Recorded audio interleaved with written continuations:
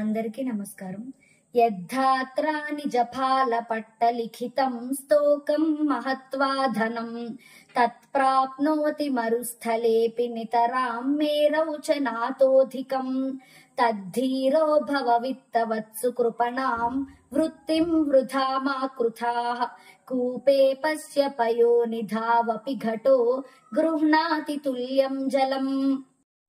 అంటే మనకి బ్రహ్మగారు ఎంత ధనం మనకి లభించాలని రాసుంటారు, మన ఎదుటన ఎంత రాసి పెట్టి ఉంటుందో అంత ధనం మనం ఎడారిలో ఉన్నా మనకు లభిస్తుంది.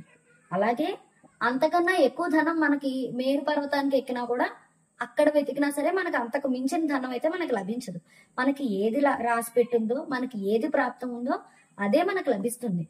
అందువల్ల మనం ఎప్పుడూ కూడా ధీరుల్లా ఉండడం నేర్చుకోవాలి. అంతే తప్ప ఒకరి దగ్గర ధనం ఉన్న వాళ్ళ దగ్గర వెళ్ళి నాకు ఇంత ధనం కావాలి, నాకు ఈ అవసరం ఉంది, నాకు ఇంత ఇవ్వండి అని చేయి చాప అడగడం ఇలాంటివి అసలు చేయకూడదు.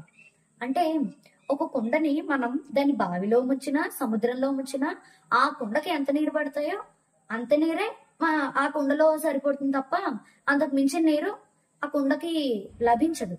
ఇది ఈ శ్లోకం యొక్క భావం.